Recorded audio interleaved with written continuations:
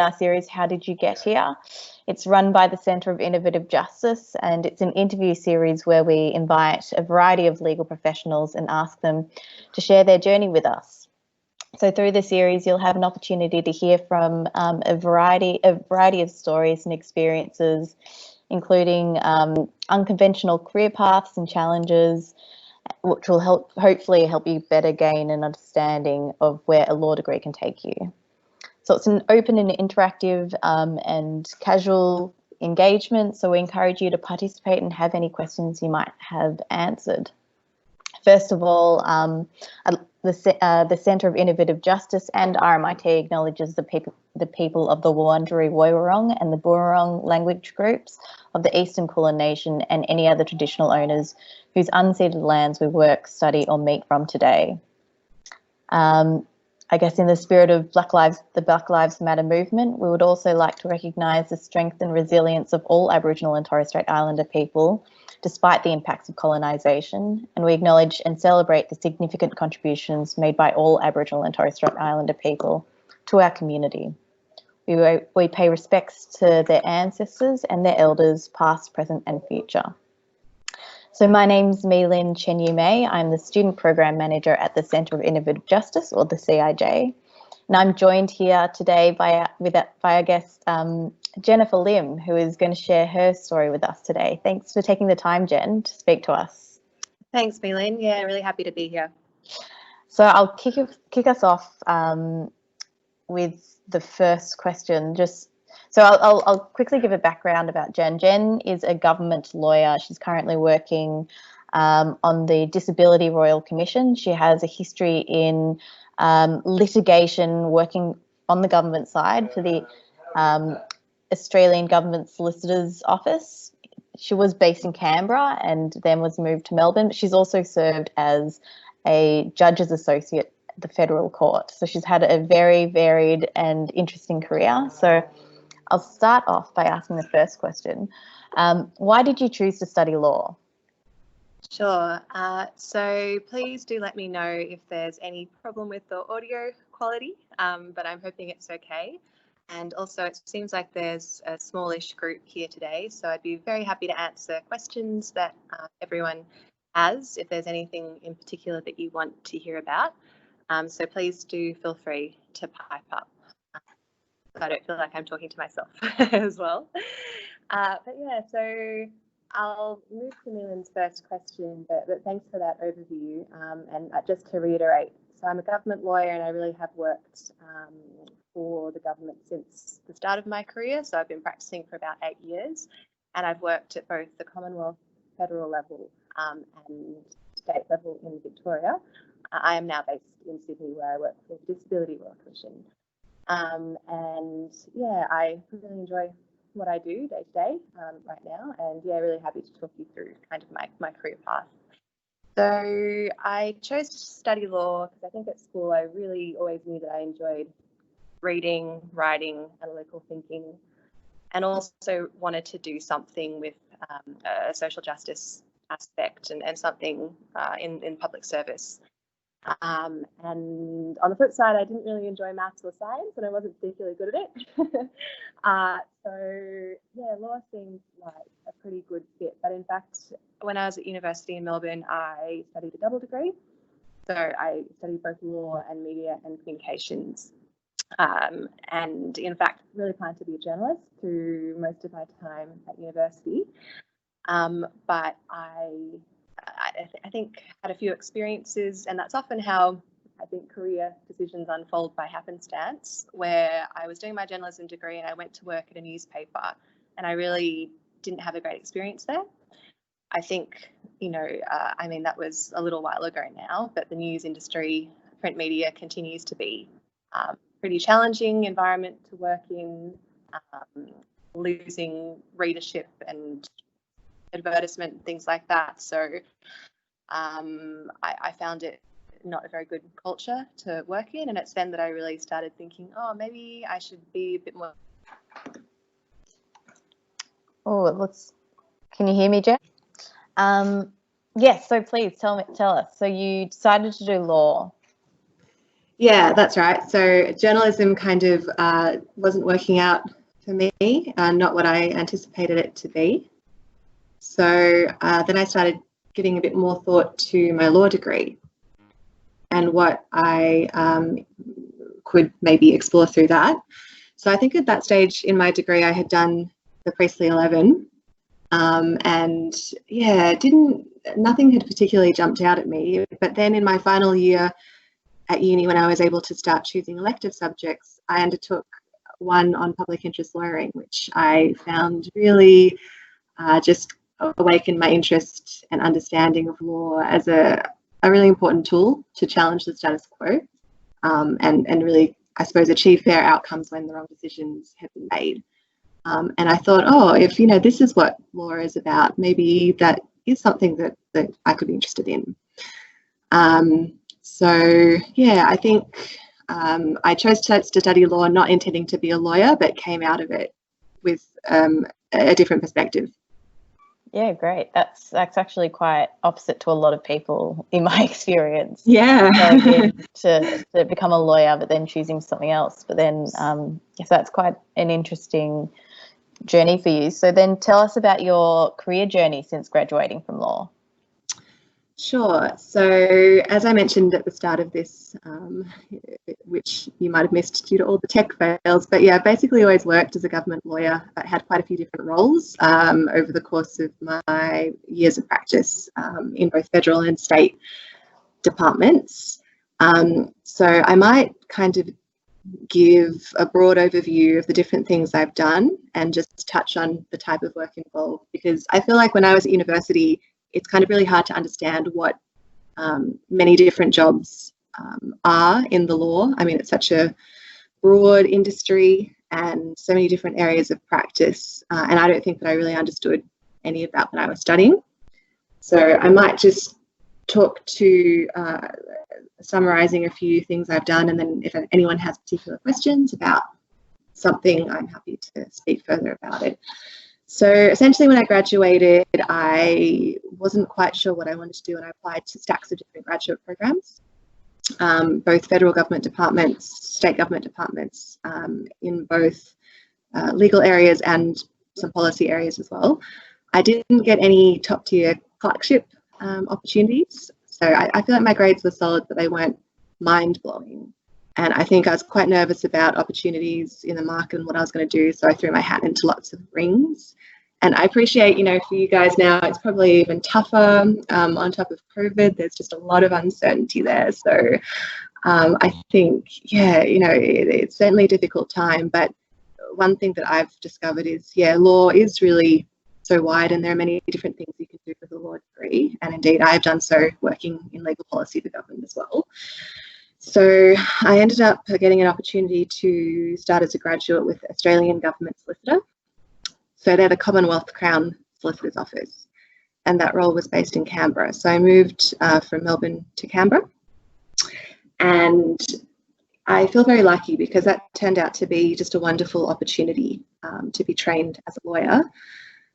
So at AGS, I did rotations in different practice areas, in litigation, in commercial law, and in constitutional law. And really, I guess, started to understand what it actually meant to be a lawyer, which I don't think I did during my law degree. And so after my graduate year, I ended up in litigation at Australian Government Solicitor, and practiced there for about 4 or 5 years.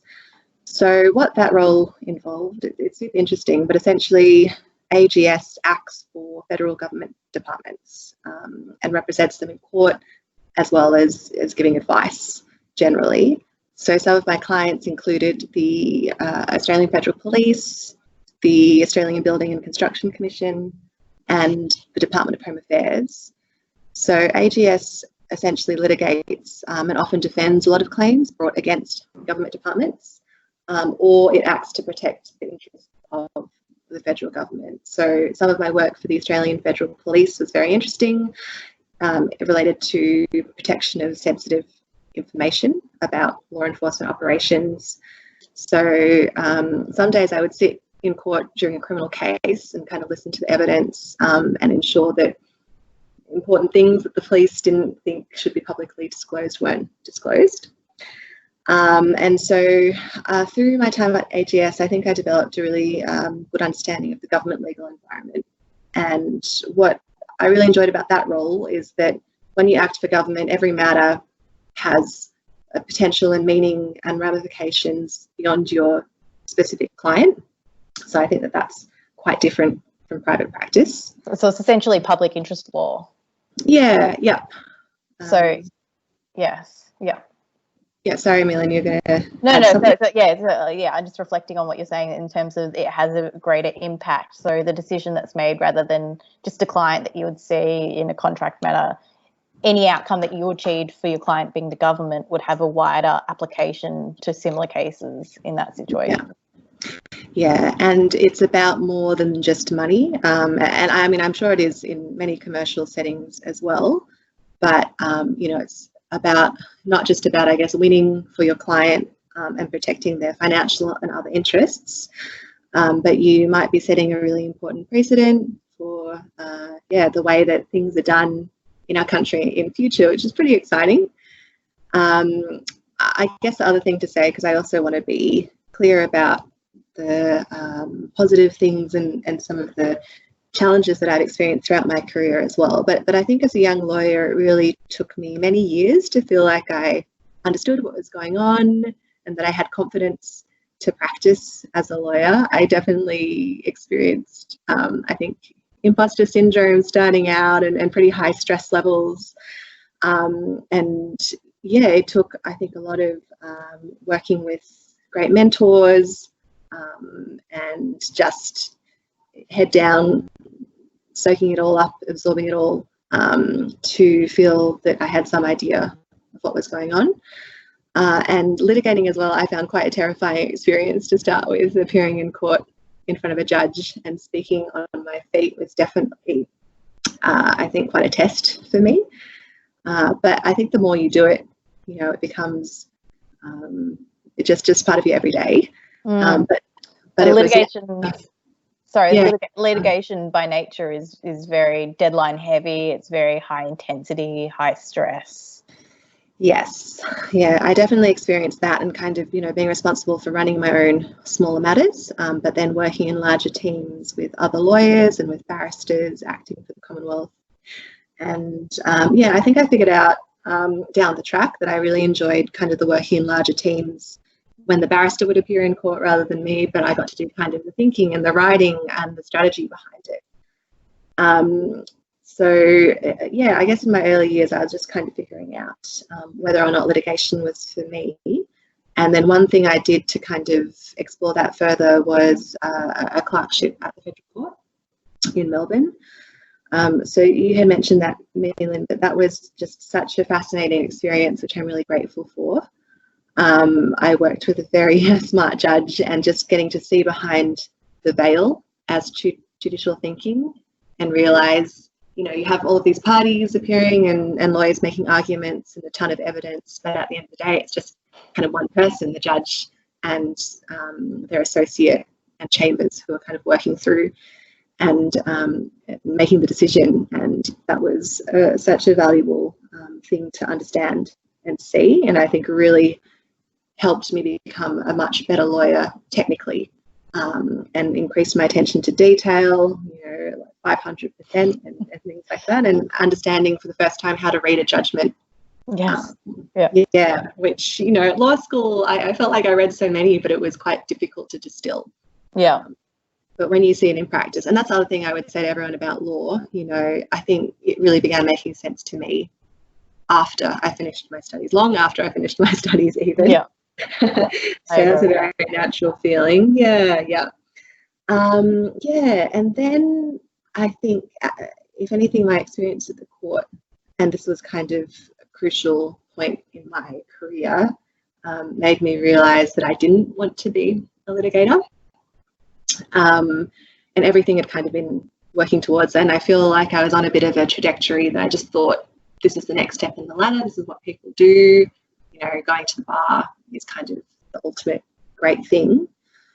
But I didn't particularly enjoy the adversarial nature of litigation, and yeah, the very hard deadlines and the the high stress levels, and then at that time, I think I kind of realised it wasn't for me. Maybe it will be in future. And then also, I guess, experiencing some challenges in my personal life as well, and then that really made me take stock and think about what I wanted to do with the skills that I had, and what did really interest me and what did I think was important.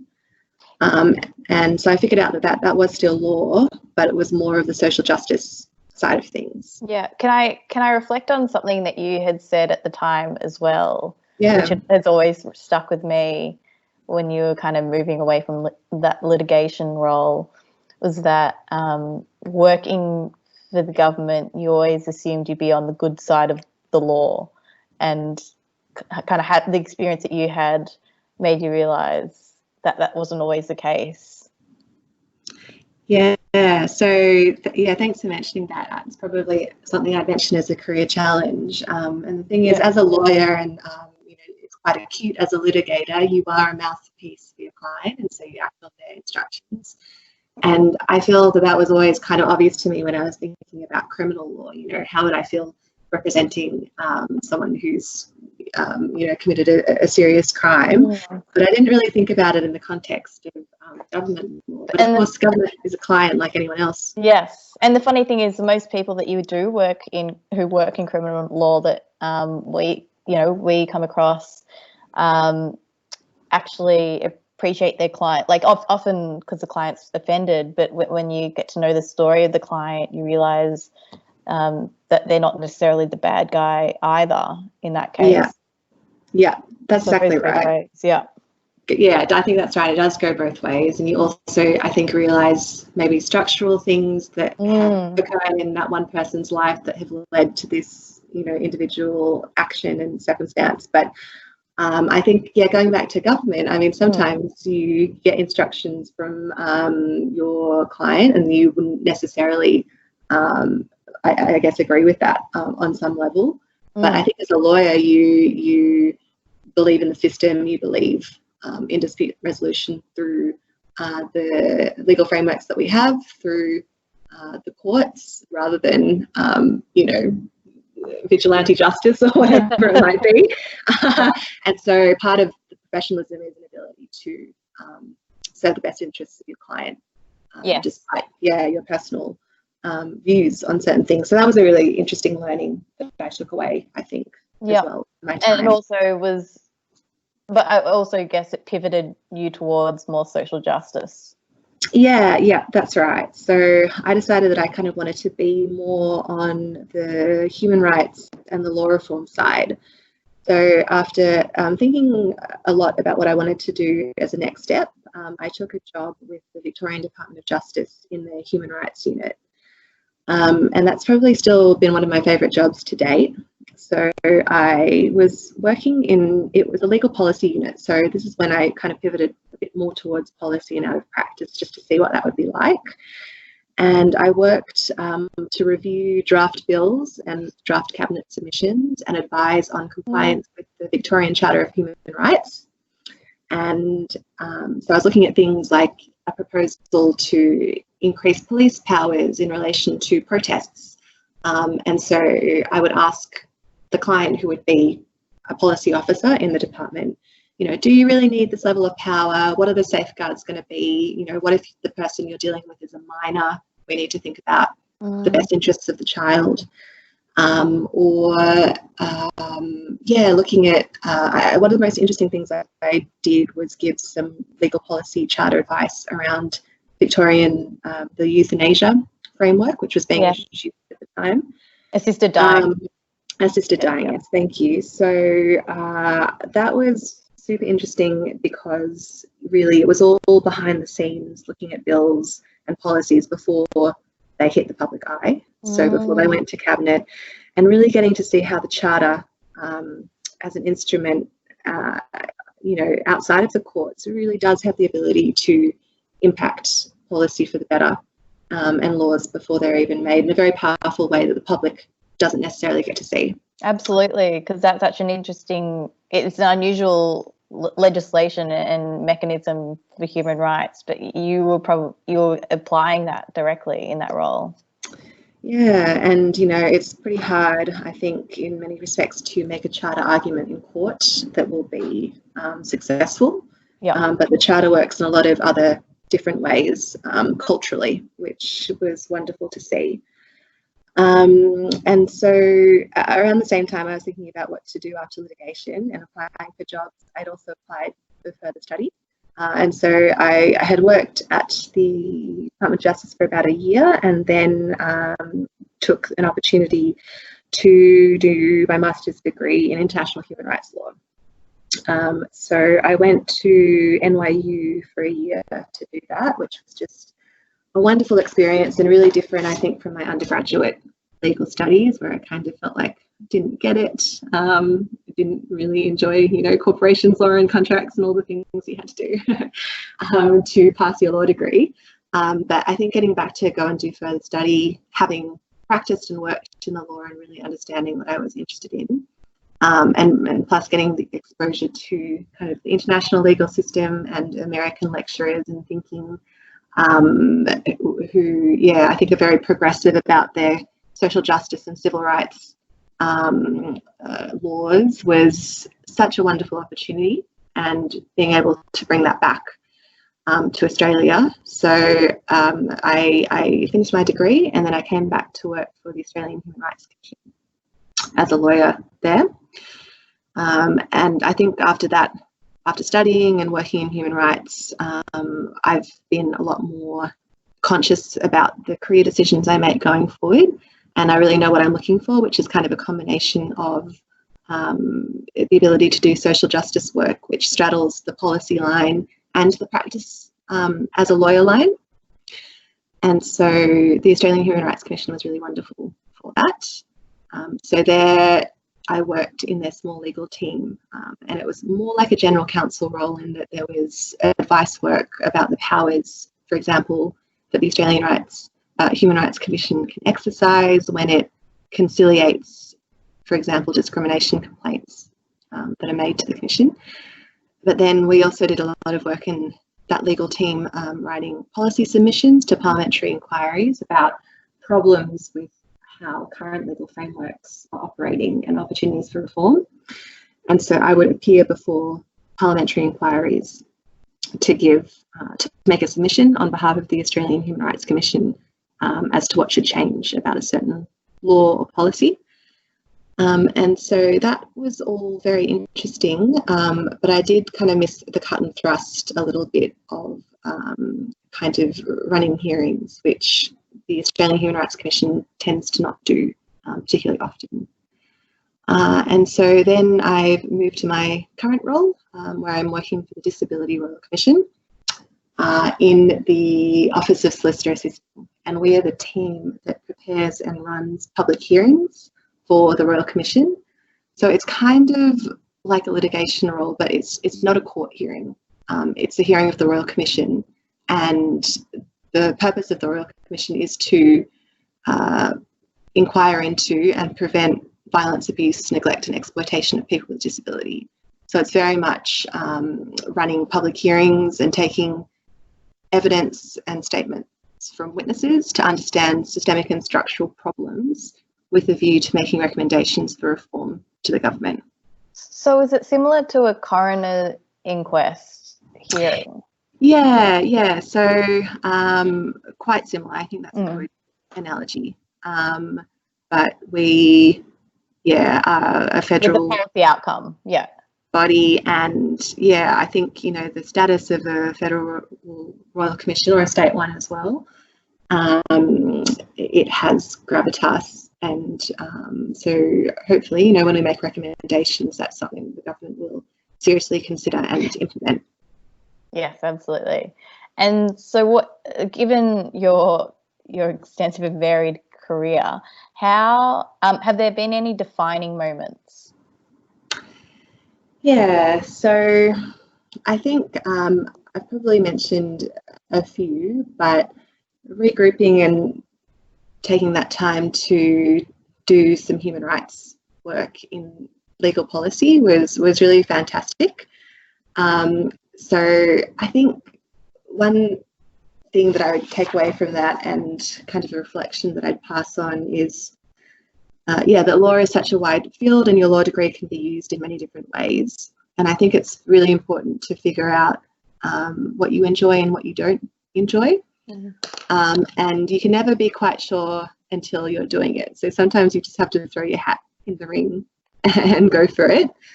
But yeah, I think, making that decision to have a bit of a change from the lateral path that I thought I was on ended up being a really valuable and fantastic thing to do.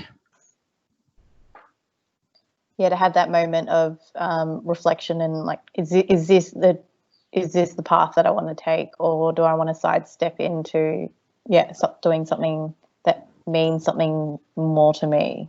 Is that yeah. And what you enjoy and don't enjoy in the law, and whether it suits your skills and interests and personality, I think is really important, because it's a marathon, it's not a sprint. We're going to be working for a very long time. And the other thing is, I probably want to talk a bit more about being a real stress head during university and my early career. And I mean, I think it's something that I definitely still grapple with. But one bad grade or your marks at the end of the day really aren't the be all and end all. And many different paths can lead to both unexpected things, but things that different routes to where you do want to go in the future. And I'm sure that COVID's going to have a very big impact on that as well. But just start somewhere and grow from there, and understand what you do, what works for you and what doesn't work for you about that particular job and experience. Yeah. And so what have been your biggest career challenges? I think, what we had discussed about sometimes having to represent interests and views for your clients that you don't necessarily agree with. That was a big one for me, but I think is just inherent to the role of a lawyer. So understanding that. And then, I think just building confidence in practice and as a young lawyer. I think, another thing that I would reflect on is that there are many different types of lawyers, and law needs a lot of diversity, and there's not just one way to be a good and successful lawyer. And I think I kind of had that in my head at law school, for whatever reason, from TV or whatnot, that you have to be super aggressive, and there's a very kind of dominant way to be a litigator, for example. And usually you see, Denny Crane on Boston Legal or whatever it is, like that type of thing. So I think really just developing my own skills and approach, and realizing, I think our industry still can be a little retro in some ways that it approaches things. But I think different personalities and strengths and approaches really do contribute much needed things to the law, and we need diversity. So be yourself, be confident that you have something to contribute, and that there are many different ways to be a lawyer. So don't buy into the stereotypes. Is that one of the lessons that you would share with yourself? So this is my next question. Yeah. The 3 lessons that you would share with yourself as a law student. Would that be one of them? Yeah, for sure. And I might just chuck in the fact that, one thing that I'm also really interested in is mental health and wellbeing for lawyers. And it's a little bit old now, but a friend of mine who is a barrister at the Victorian Bar, Natalie Campbell, and we made a podcast a couple of years ago exactly on this topic, mental health and wellbeing for lawyers, and it's called Compos Mentis. And we discussed exactly these types of things, like dealing with stereotypes and stress management, time management, anxiety and stress around career paths, or studying law. And I think the law tends to attract certain types of personalities who are very conscientious, tend to be perfectionists, can get quite stressed about things, but that also means that we are very, diligent and hardworking, details focused, oriented, and things like that. So yeah, if that's anything that you struggle with and you're interested, have a listen to chats on the podcast. Yeah, I'll get the link up and I'll send it through to the students so they have an access it. Yeah. Yeah, great. And the third lesson. Can I just, it's an overarching comment which has been woven throughout, but yes, stress less. I think, yeah, there are many different opportunities out there, whether you choose to practice or not. And I think having a law degree is always a good and a beneficial thing, and teaches you a really fantastic analytical way of thinking, and that can be applied to many different roles and opportunities. Yeah, you always find your way, even though it might not be the most direct way to whatever career path you're aspiring to. Yeah, I think that's right. And, we're all going to have to, the future looks very different to what everyone thought it would be. And so we might need to be a little bit flexible in the paths that we take. But there's always ways, I think, to go through that and work towards, something that works for you. Yeah, absolutely. I agree. I think when I reflect on everyone that graduated law at the same time as me, I think everyone's path has been so not what they had thought it would be and unexpected, but everyone's always ended up exactly where they should be too. So yeah. Great, thank you for that. I'm going to open it up to the floor for questions, so please feel free to take your mic mute off and shoot a question at Jen. Hi, Jen. Hello. My name's Ryan. How's it going? Good. How are you, Ryan? I'm well. Well, thank you so much for sharing all that history of your career. I wanted to ask about your experience as an associate, because there's a lot of chatter goes, I'm sure it's always been the way that associateships are a little glamorized and I'm not sure if fetishized is the right word, but just like they're very aspirational positions for some people, and myself included in a way. I hope I don't get delusions with respect to them, but I am very interested in working as an associate if I can land one. So, but the point of all that preface is that there is a lot of chatter around them and they're a little mythologized. So I'm very keen to kind of get a bit more of a grounded sense of what's involved, and also what judges look for. Obviously, it's quite personalized. I've heard that judges, it really depends on who you're looking to become an associate to. But especially, I guess, the grades thing, there's a lot of chat about like just really the grades have to be pumping up in the 90s or that kind of thing. Can you give me any insights as to whether there's any general prereqs or any like points of focus? I don't know how to articulate it. I guess I'm just looking for info, like real info. Yeah.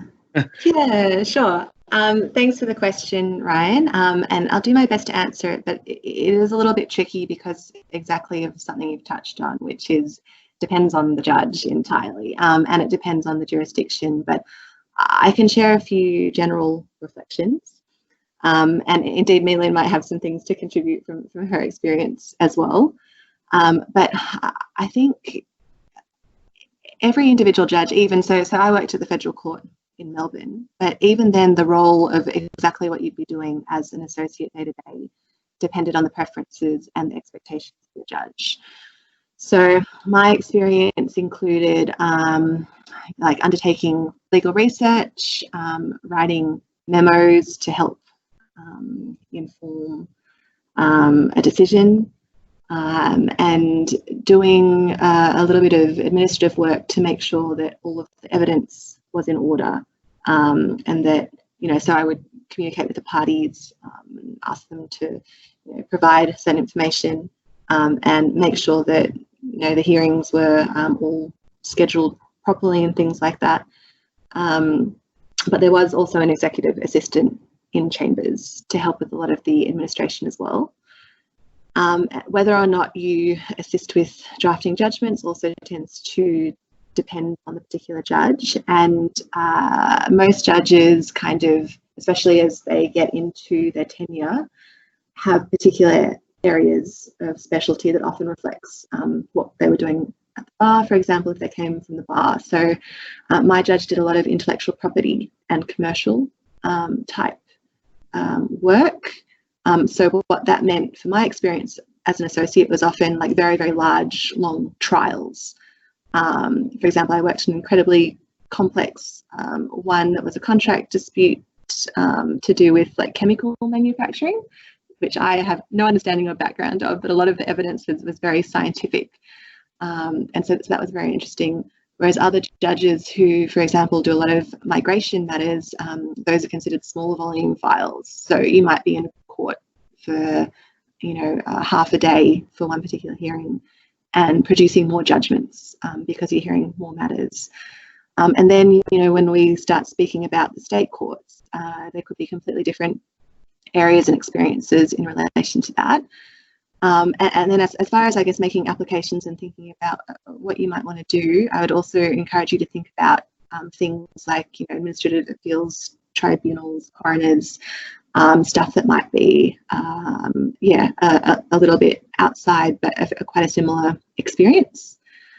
And I understand, if this is still the practice, that a lot of judges probably tend to recruit quite far in advance. So say 2 to 3 years. So I guess another thing that I would encourage you to do is try and find out what the usual recruitment practices are for that particular court. And also really hone in on particular judges and why you would want to, I guess, just do your research, understand what areas they work in. At the end of the day, I mean, it's a bit of human psychology as well, but I think, judges are kind of interested in lawyers who aspire to do similar work to them, and if they've come from the bar, people that want to go to the bar. Yeah. So if you kind of understand the work that they've done and have kind of similar interests that you can speak to, I think that is always really helpful. And then, the grades, I'm not sure I can comment on, I guess, particular levels that are expected. I think I'm just way too out of the loop. And I live in Sydney now, which, it's like, what is an H2A? I don't even know. It would depend on the judge as well, I would say. But my question to you, Ryan, would really be, why would you want to do an associateship? Because an associateship is really valuable only for really a couple of reasons. Really, to experience that judge-made law, if you really want to get into that practice or just have that experience, it's really valuable in that regard to get that insight, that court experience. And secondly, if you want to be a barrister. If you want to be a barrister, it's invaluable. I definitely recommend being an associate because you understand and experience daily court procedure and court practice. So it'll put you in good stead. Bingo. It's the second one. Yep. So I think that would guide you as well on how to apply and who to apply to. But I think Jen's comment about doing your research is really is key to that, because it really depends on what judge you go for. All right. Yeah. Could I be really greedy and ask a very short follow-up? Yeah, go for it. That was a really great answer, and it anticipated a second question I wanted to ask in terms of suggesting, like, doing your research, like finding out like who you might, rather than scattershot applications. Any tips on just like starting points for that research? Because I mean, the world of judges and barristers is a little oblique. There isn't like a register where they've all, or like a social media site where they've all got like a little profile. Like, I like to practice this area. Yeah, sure. So actually, I have thought about this, and it's all coming back to me. I think I did this in the day, but when judges are sworn in, there's often a ceremony and a transcript available of that ceremony. And different colleagues come along and kind of talk about their glowing careers and key cases and things like that. So that could be a really good starting point and resource. I think also, like, if you have any ability to find out who their past associates are, sometimes LinkedIn is really great for that. and then you can chat to them. I think that's probably the best type of read that you can get as to the preferences of a certain judge and the types of things that they look for in their associates. And then also talking to barristers, you know, if you do have an opportunity to do that. And one great thing I find about our profession is that people tend to be really friendly and are happy for law students to reach out to them for career advice and things like that. So, you know, even if you were looking up a recent case that a particular judge has delivered and on Austlii, and you can see what counsel has appeared, and then you can like look up the counsel and shoot them an email, like stuff like that. Generally, people are really happy to share their experiences and insights and have a chat to you. So hopefully those are a few helpful starting points. Oh, yeah, amazing suggestions. Thank you so much. Yeah, no worries.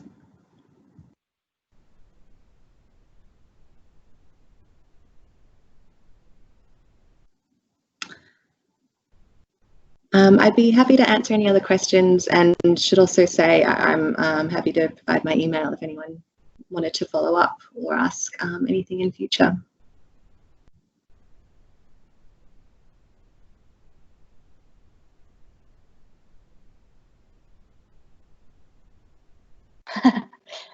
Yes, if anyone's wanting to ask a question, feel free to now. Otherwise, I can provide Jen's email. Or you can just email me and I can let you know what her contact details are. No? Okay, cool. Thank you, Jenn. Thanks so much for joining us and taking the time to speak and share your experience. It was really, really valuable. I think you've had a really interesting career and have negotiated, I guess, your own experiences and what your strengths are and what you actually want from a career in a really interesting, good way. So thank you. Yeah, no worries. Thanks for having me and putting up with all of the tech drama. Everybody stay safe down there in Melbourne during this crazy pandemic. Sydney's not looking so good either now. So we'll wait and see. Yeah. We'll be keeping an eye on Sydney and how when they topple or if they topple. Dominoes, yeah. Awesome. Cool. Thanks so much, Jenn. Thanks everyone for attending. Thanks a lot. Thank you. Thanks, guys. Okay, thanks all. Thanks, Millie. Bye. Bye.